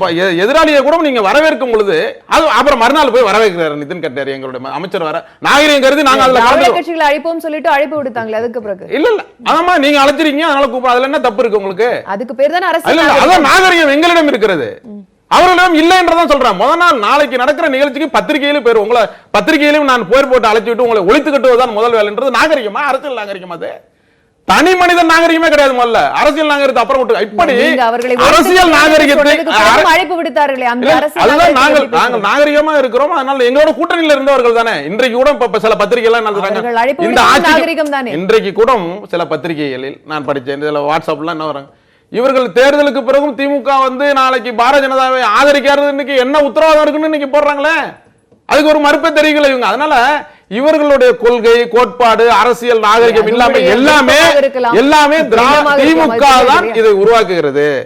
அதற்கு பதில் இது எதிர்வினை வரும்பொழுது இவர்களுக்கு கோபம் வருகிறது. இவரே நல்லா சொல்றாரு, எங்களுடைய கொள்கையில் இதுவரைக்கும் மதிமுகவில் மாற்றமே இல்லாமல் 3 கொள்கைகளை வைத்துதான் நாங்கள் கூட்டணி. அப்ப கலைஞரை கொலை செய்வேன் என்று இருந்தது, அவர்கள் குடும்பத்தில் இருக்கிறவர்கள் எல்லாம் வெள்ள கொடுக்க, அந்த கொள்கையில் மாற்றம் இல்லை. அப்ப யாரு சொன்னா கலைஞரை கொலை செய்வேன்? யாரு இப்ப இவ்வளவு தூரம் விவாதத்தை என்ன கேட்டுட்டு இருக்கீங்க? யார் சொன்னாங்க? வைகோ அவர்கள் கலைஞரை கொலை செய்வதற்கு விடுதலை புலி மூலம் முயற்சி செய்கிறார் என்று உளவுத்துறை, இந்திய உளவுத்துறை, நாங்க ஆட்சியில் இல்ல காங்கிரஸ் இன்றைக்கு, ஆனால் இன்றைக்கு எங்களுடைய கொள்கையில் நாங்கள் அப்படியே இருக்கணும், உங்க கொள்கை அப்படியே இருக்கீங்கன்னு சொல்லுங்களா? அதாவது இதுல ஒன்னே ஒன்று சொல்லிடுறாரு, ரொம்ப போக வேண்டாம். அவர் வந்து தலைப்பு நல்ல தலைப்பு விவாதிக்க வேண்டிய அது ஒன்னே பதில் சொல்லிடுறேன். இது வந்து உளவுத்துறையிலிருந்து வந்ததாக சொல்லப்பட்ட கடிதத்தின் அடிப்படையில் இதுதான் வந்ததே தவிர உளவுத்துறையிலிருந்து கடிதம் வந்ததா வரலையான்னு தெரியாது. ஏற்கனவே எங்களுக்கு ஏற்பட்ட இழப்பு, விடுதலை புலிகள் பிரச்சனையிலே காங்கிரஸ் நினைத்திருந்தால், திமுக நினைத்திருந்தால் அந்த படுகொலையை தடுத்து நிறுத்தியிருக்க முடியும். நிறுத்துவதற்கான சூழல் இருந்தது. அந்த சூழலிலே அவர்கள் அந்த சூழலில் நிச்சயமா செய்திருக்க முடியும் என்கிற குற்றச்சாட்டு நாங்கள் வைத்தோம். அந்த குற்றச்சாட்டெல்லாம் நாங்கள் இன்றைக்கு அந்த வாபஸ் வாங்கி அதெல்லாம் நாங்கள் சொன்னதெல்லாம் தப்புன்னு சொல்லலை. அதையெல்லாம் தாண்டி 3 விடயங்களை நாங்கள் முன்வைத்திருக்கிறோம். ஒன்று, மதச்சார்பற்ற ஆட்சி அமைய வேண்டும். இந்த 4 ஆண்டு கால ஆட்சிகளை பார்த்ததற்கு பிறகு திராவிடத்தின் மீது மிகப்பெரிய ஒரு சொல்லாடல் போர் நடத்தி கொண்டிருக்கிறார்கள். இந்த திராவிட இயக்கத்தினுடைய தத்துவங்களை வென்றெடுக்க வேண்டும், அதை காப்பாற்ற வேண்டும். இப்படி ஒரு 3 சமூக நீதி, மாநில சுயாட்சி என்று வருகிற பொழுது இந்த பாரதிய ஜனதா கட்சியினுடைய அந்த பாசிச சிந்தனை, ஒற்றை இந்தியா, ஒரு மொழி தேசம், சமஸ்கிருத இந்தியா என்கிற ஒரு சூழ்நிலைக்கு வருகிற போது அதில் இருந்து இந்த தேசத்தை காப்பாற்ற வேண்டும் என்பதற்காக திராவிட முன்னேற்ற கழகத்துடன் நாங்கள் இணையாமல், எல்லாத்தையும் மறந்துவிட்டு நாங்கள் இணையாமல் வேறு யார் இணைய முடியும்? சரி, தொடர்ந்து பேசலாம். நேரடி அரசியல் குற்றச்சாட்டுகளை வைக்க முடியாமல் தனிநபர் விமர்சனங்களில் ஈடுபடுகிறதா அரசியல் கட்சிகள்? இது தொடர்பாக சமூக வலைதளங்களில் ஒரு ட்விட்டர் போல் ஒன்றை நடத்தியிருந்தோம், அது பற்றி பார்க்கலாம். தேர்தல் பிரச்சாரத்தில் தனிமனித விமர்சனங்களில் தலைவர்கள் ஈடுபடுவது எதிரிகளை பலவீனப்படுத்த என்பதற்கு 22% நேயர்களும், தவிர்க்க வேண்டிய உத்தி என்பதற்கு 23% நேயர்களும், கொள்கை வறட்சி என்பதற்கு 23% நேயர்களும், தொண்டர்களை உசுப்பேற்ற என்பதற்கு 32% நேயர்களும் வாக்களித்திருக்கிறார்கள். வாக்களித்த நேயர்களுக்கு நன்றி. இதிலிருந்து உங்களுடைய கருத்தை எடுத்துக்கொள்கிறேன். கொள்கை வறட்சி அதுதான் ஒரு காரணமாகவும் பார்க்கப்படுகிறது. அடுத்தபடியாக தொண்டர்களை உற்சாகப்படுத்த என்ற ஒரு விஷயமும் பார்க்கப்படுகிறது. திரு நெய்வேலி பாலு, இப்போ நீங்கள் போட்டிருக்கிற இந்த வாக்கு பூராவுமே பார்த்தீங்கன்னா எங்கே போய் முடியுதுன்னு பாருங்கள். அதாவது கொள்கையற்ற ஒரு அரசியல் இன்றைக்கு அரங்கேறி கொண்டிருக்கின்றது தேர்தல் என்கின்ற பெயரில். அப்போது என்ன என்றால், கொள்கை இல்லாத ஒரு திவாலான ஒரு தேர்தல் இதுதான் இது. அதனால தான் இது என்ன நடக்குதுன்னா, நீங்கள் அந்த சொல்லியிருக்கிறது எல்லாமே நீங்கள் கூட்டி பார்த்தா கூட ஒரே ஒரு முடி தான் வருது. இந்த 100 விழுக்காடு இதை சொல்கிறார்களே என்று சொன்னால், ஒன்று கூட இந்த நான் அடிப்படையில் சொன்னேன் இல்லையா, இது எந்த கொள்கையும் கோட்பாடும் இல்லாத ஒரு தேர்தல், அப்படிப்பட்ட அரசியல் இன்றைக்கு அரங்கேறி கொண்டிருக்கிறது. எனக்கு வேடிக்கையாக இருந்தது, ஒரு ஃபெரோஸ் காந்தி பேசினார். திடீர்னு பார்த்தீங்கன்னா அவர் பாமக மாதிரி பேச ஆரம்பிச்சிட்டாரு. நாங்கள் வன்னியர் இருக்கோம், 3.5 கோடி பேர் இருக்கோம், எனக்கு ஒன்றுமே புரியல. இது என்னடா, யார் பாஜக தானே பேசுறாரு, வேற யாரும் பேசுறாரு புரியல. ஏன்னு கேட்டீங்கன்னா அப்புறம் என்ன பார்த்தீங்கன்னா, அவங்கள விமர்சனமா சொல்லல, நீங்களா இயல்பா அப்படி வந்துட்டீங்க அந்த இடத்துல. சப்ஜெக்ட் வந்ததனால இப்படிப்பட்ட ஒரு அநீதியை இழைக்கப்பட்டிருக்கிறது. தேர்தலை பொறுத்த அளவில், ஏன்னா பாஜக பொறுத்தளவில் ஒரு குற்றச்சாட்டை என்னன்னு சொன்னா, பேசும்போது எல்லாரும் குறிப்பு வாங்கினா பொதுவாக சொல்றாங்க, அது வேண்டாம். அது நீங்க அதுக்கான பதிலை நீங்க சொல்லலாம், அதுக்கான வாய்ப்பு உங்களுக்கு தருவாங்க. நான் நீங்க தயவு செஞ்சு இல்ல ஒரு விஷயம் இல்ல, நீங்க எல்லா விஷயத்துக்கும் சேர்த்து பதில் சொல்லுங்க. நீங்க எல்லா விஷயத்துக்கும் காந்தி நீங்க எல்லா விஷயத்துக்கும் சேர்த்து பதில் சொல்லுங்க.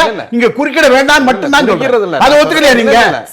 அந்த ஒரு அடிப்படையில நாகரிகம் கூட நீங்க வர மாட்டீங்க. யார் பேசுறாங்க? நீங்க வேணாங்க, ஐயா, மறந்துட்டீங்களா? குறிச்சீங்க. நீங்க இல்ல, பேசலாம். இல்ல, மறந்துட்டா குறிச்சு வச்சிருங்க. அப்புறம் பேசுங்க. நான் பேசல. பேசாண்டா, நான் குறிச்சு பேசுறேன் உங்கள்ட்ட. அதாவது பாருங்க, நீங்க பேசும்போது நான் பேசவே இல்லை. நீங்க ஒரு விஷயத்தை நீங்க நீங்க புரிஞ்சுக்கணும். பேசலாம். தயவு செஞ்சு நீங்க வந்து பாருங்க. இல்ல, இல்ல, எந்த கட்சின்ற விஷயத்துக்குள்ள நீங்க நீங்க போறதுக்கு ஒரு பத்திரிகையாளர் பேசுறேன்னா நான் விரும்பலைங்க. அது பேசுறேன்னா நான் வெளியேறேன். எந்த கட்சியிலே சொல்றேன்ற வார்த்தை பேசுறேன்னா வெளியேறேன். ஒத்துக்கிட்டு தான் வந்திருக்கீங்க இப்ப. திரு ஃபெரோஸ் இது எந்த கட்சியில இருந்து வந்திருக்காங்கன்ற ஒத்துக்கிட்டு தான் வந்திருக்கீங்க. உங்களுடைய நீங்க எப்படி அந்த பதிவு பண்றீங்க? நான் நாளைக்கு உங்களை திமுகன்னு பதிவு பண்ண முடியுமா? அதை நீங்க ஒத்துக்கிறீங்களா? பேசாம இருப்பீங்களா? ஃபெரோஸ் காந்தி, உங்களுடைய நேரத்தில் பேசலாம், பேசுங்க. அது கட்சியை பத்தி நாங்க கட்சி இந்த கட்சி அந்த கட்சி சார், சார், சொல்றது உங்களுக்கு தனிநபர் விமர்சனங்களை இங்கே வச்சுக்க கூடாது. சார், உங்களுக்கு தனிநபர் வாய்ப்புல விமர்சனம் வெளில பேசுங்க. பேசிருக்கோம். இங்க உள்ள உட்கார்ந்து தனிநபர் விமர்சனம் என்ன அர்த்தம்? அனுமதிக்க முடியாது. தனிநபர் உங்களுடைய விமர்சனம் உங்களுடைய நேரத்தில் ஒரு உங்களுடைய பார்ட்டியில வாய்ப்பில் இருக்கீங்க, ஒரு பேசுங்க. அங்கீகரிக்க அதெல்லாம் ஒண்ணும் பாருங்க. இல்ல, அதெல்லாம் ஒண்ணும் இல்ல. எல்லா பார்ட்டிக்கும் விடுங்க, அது விடுங்க. இருக்குது. எல்லாரையும் பேசலாம். எல்லாருக்கும் ஒரே ரூல் தாங்க, ப்ளீஸ். அதாவது இப்போ எல்லார் பேசுனதையும் ஒரே ஒரு முடிவு என்ன வருது அப்படின்னு சொன்னால், எந்த கட்சியும் விதிவிலக்கில்லை. அதாவது ஒருவரை ஒருவர் தனிமனித சாடல் என்பது எந்த கட்சியிலையுமே விதிவிலக்கு இல்லைங்கிறத நம்ம பார்க்கிறோம். இப்போ பார்த்தீங்கன்னா, ஒருவர் வந்து இந்த நாட்டினுடைய பிரதமர், இன்னொருவர் பிரதமராக வேண்டும் என்று ஆசைப்படக்கூடியவர் அல்லது விரும்பக்கூடியவர். இது ரெண்டு பேர். ஒருத்தர் என்ன சொல்கிறாரு, இவர் சௌக்கிதார்னு சொல்கிறாரு. அவர் சௌக்கிதார் சொன்னார், அது ஏற்றுக்கொள்ளலாம், ஏற்றுக்கொள்ளாமல் இருக்கலாம், நீங்கள் அதை பற்றி விமர்சனம் இருக்கலாம். அதுக்கு இன்னொரு ஒரு விமர்சனம் என்னென்னால், அவர் சௌக்கிதார் இல்லை, அவர் சோரா மாறிட்டார், திருடன் ஆயிட்டார்னு. அப்போது நான் என்ன சொல்கிறேன்னா, இவங்க ரெண்டு பேருமே யார் என்று சொன்னால், இன்றைக்கு இருக்கக்கூடிய ரெண்டு கூட்டணியினுடைய உச்சபட்ச தலைவர்கள் ரெண்டு பேரும்.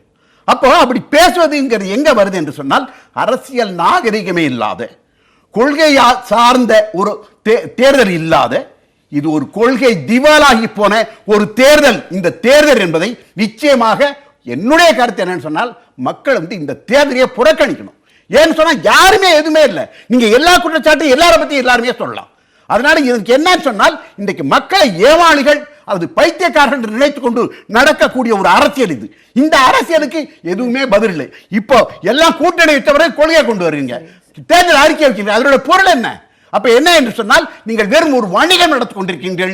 தேர்தல் என்கிற பெயரால் ஆட்சியை பிடிப்பதற்காக யார் வேண்டுமானாலும் யாரோடு வேண்டுமானாலும் சேரலாம் என்று சொல்லக்கூடிய ஒரு கொள்கையற்ற எந்த அறநெறியும் அல்லாத ஒரு தேர்தல் இது. நீங்கள் வைக்கக்கூடிய விமர்சனங்களுக்கு அரசியல் கட்சிகள் பதில் சொல்வார்கள். அதாவது பத்திரிகையாளர், மூத்த பத்திரிகையாளர் சொன்னது போல, ஒரு இந்த அளவுக்கு இதை தரம் தாழ்த்தியதுக்கு மிக முக்கியமான காரணம் பிரதமர் மோடி. ஏன்னா அவருடைய விமர்சனங்கள் ராகுலை பொறுத்தவரை என்னென்னா பப்பு என்று சொல்கிற வாதம். அது மட்டுமல்ல, பீகார் எலெக்ஷன் போது கபரி, அதாவது இடுகாடா சுடுகாடான்னு பேசுனது எவ்வளோ வெறுப்பு உமிழ்வு நீங்கள் தொடர்ந்து பார்த்தீங்கன்னா அதெல்லாம் இருந்துக்கிட்டே இருக்கும். அப்போ இது எல்லாமே எதை நோக்கி கட்டமைக்கப்படுகிறது?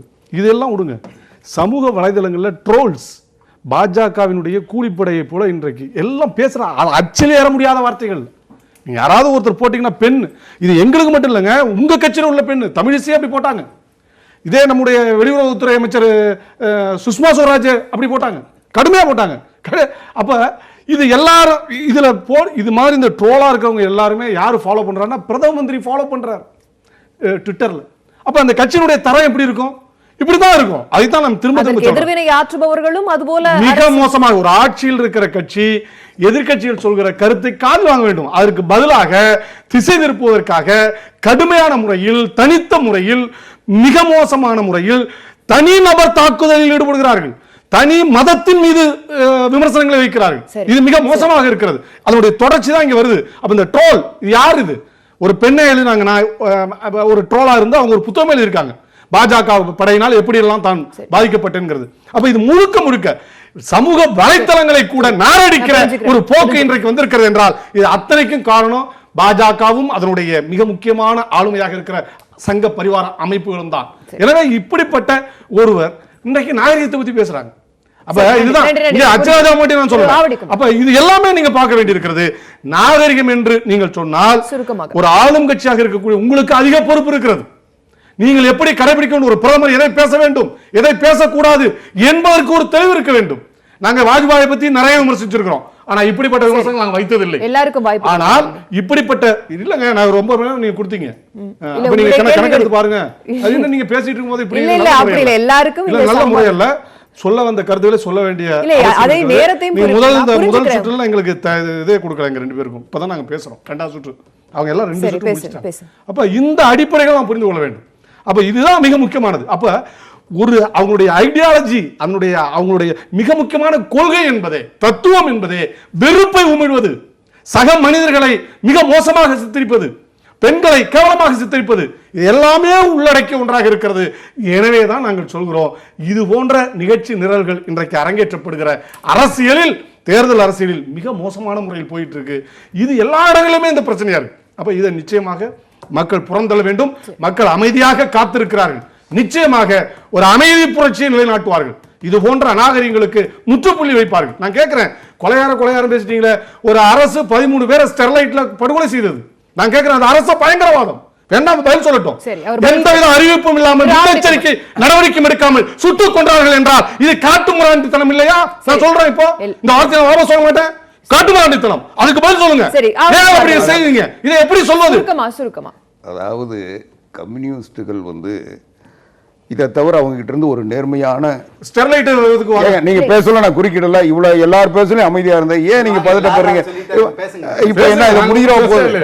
அதனால இதை லெனின் சேர்ந்த இடம் அப்படி. அதனால இதை தவிர வேற எதுவும் பேச முடியாது. ஏன்னா அவங்க ஏற்கனவே மாஞ்சோலை தொழிலாளர்கள் 14 பேரை ஜலசமாதி பண்ண சொல்ல அவங்க அப்போ அதை அவங்க இன்னைக்கு வரவேற்கிறாங்க. அவங்க நியாயமான கட்சி, நேர்மையான கட்சின்னு ஏத்துக்கிறாங்கன்னு சொல்ல நான் அதை பத்தி பேச விரும்பல. 2வது மரியாதைக்குரிய காரை செல்வர் நிறைய சொன்னார்.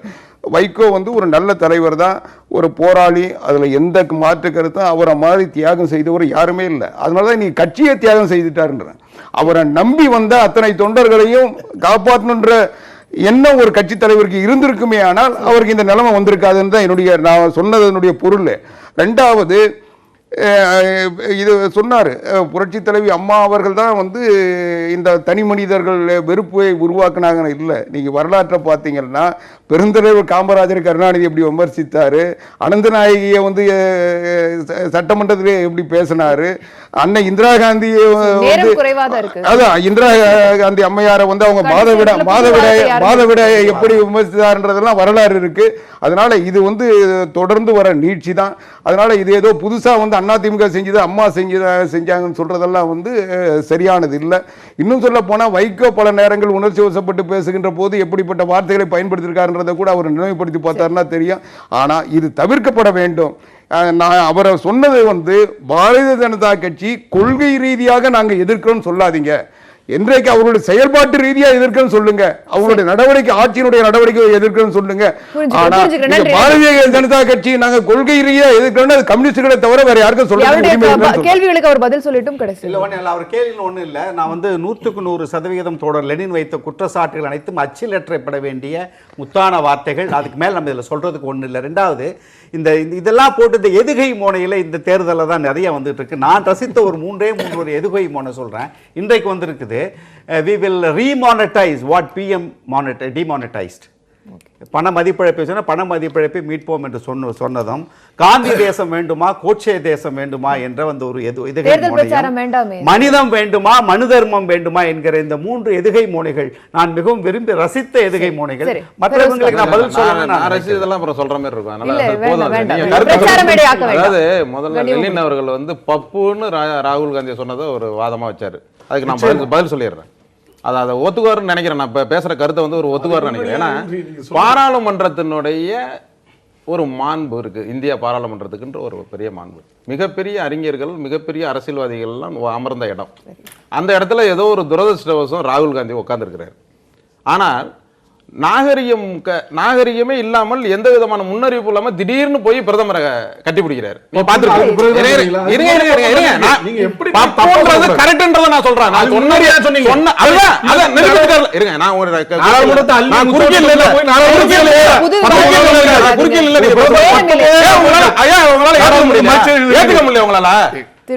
அங்க பிரதமரை கட்டிப்பிடிக்கிறார். கட்டிப்பிடிச்சவனா நாகரிகம் பிரதமர் ரைட், ஒரு எதிர்கட்சி தலைவர் நம்மளோட வந்து ரைட் அப்படின்னு அவரும் புன்முகத்தோட முடிச்சிடுறாரு. இங்க போய் உட்காந்துக்கிட்டு சீட்ல, பாராளுமன்றத்தினுடைய அவருடைய சீட்ல உட்காந்துட்டு பின்னாடி போய் கண்ணடிக்கிறார். இன்னொரு எம்பியை பார்த்து கண்ணடி. இதுக்கு பேரு பப்புன்னு சொல்லலாமா என்னன்னு சொல்லலாம் நீங்க சொல்லுங்க ஒரு பத்திரிகையாளரா. இல்ல. இதுல சரி. தொடர்ந்து இப்படி ஒரு வாங்க. நாகரிகம் இல்லாத ஒரு நான் கூட சொல்ல இன்னைக்கு மம்தா பானர்ஜி இவங்களுடைய கூட்டணி இதே இவங்களுடைய கூட்டணி கட்சியினுடைய தலைவர் மு.க. ஸ்டாலின் அவர்கள் தான் போய் அவங்க கூட்டணி மம்தா எல்லாம் இல்ல. இன்னைக்கு மம்தா என்ன சொல்றாங்க கேளுங்க. காங்கிரஸ் என்ற தன்னுடைய பேரே கட்சியில இருக்க கூடாதுன்னு எடுத்துட்டாங்க. சரி. எல்லா கொடியிலும் அடுத்தது தெலுங்கானா இதே முதலமைச்சர் சொல்லிருக்காங்க. இதே பப்புன்னு நான் சொல்றேன். மம்தா இன்னைக்கு சொல்லிருக்காரு. இன்னைக்கு மம்தா என்ன சொல்லிருக்காங்க? மம்தா சொன்னா என்னங்க அவங்க எதிர்க்கட்சி தானே, அவங்களுக்கு எந்த கூட்டணியில இருக்காங்க? கூட்டணியில இப்ப போய் எல்லாரும் ஒண்ணா தானே இருந்தாங்க. எந்த கூட்டணி? இன்னைக்குல கூட்டணி இல்லன்னு சொல்லிருக்காங்க. யார் ஒண்ணா? மேடம் அதாவது இப்ப ஒரு கூட்டணி பெரிய மகா கூட்டணி இந்திய அளவுல உருவாக்குனாங்கல்ல. இல்ல. எந்த ஊர்ல நடந்து மகா கூட்டணி எல்லா கட்சியும் மகா காங்கிரஸ் கூட்டணி தலைவர்கள் முதற்கொண்டு இல்ல, அப்படி ஒன்று இல்லை காங்கிரஸ் அப்படின்றது அது தவறான BJP பதிவு. வாதம். காங்கிரஸ் கட்சி முதற்கொண்டு மேற்கு வங்காளத்தில் மிகப்பெரிய ஊர்வலம் ஸ்டாலினும் அதுல கலந்து கொண்டார். என்ன நீங்க இல்லன்னு சொல்றீங்க, எப்படி பதிவு பொது பண்றீங்க? பிரச்சனைக்காக வர்றதுங்கிறது வேற, பொது பிரச்சனை கிடையாது. வேற. மெகா கூட்டணி என்று அறிவித்தார்கள். அது 14 கூட்டணி கட்சி என்று சொன்னார்கள். என்பதை அப்ப பாஜக பாஜக இன்றைக்கு ஒத்துக்கொள்ளல. தப்புன்னு சொல்றதை நீங்க அது ஒத்துக்கிறீங்களா? கூட்டணி நாங்க ஒத்துக்கல, மதவெறி பாஜக பாசிசம் ஆமா, இன்றைக்கு இவர்களுடைய கூட்டணி முழுவதும் மதவெறி பாசிசம் இந்திய அளவில் இந்தியாவை காட்டது. சரி. அந்த கட்சிக்காரர்களையே கொலை செய்தவர்கள் நீங்க எதிரி மாடல முடிச்சிட்டீங்க. புதுசு இல்ல. ராகுல் காந்தி வந்து மோடியை கட்டிப்பிடித்ததற்கு ஸ்டெல்லா மேரிஸ் கல்லூரியில ஒரு பெண் கல்லூரி மாணவி கேட்ட கேள்விக்கு அற்புதமான பதில் கொடுத்திருக்கிறார்.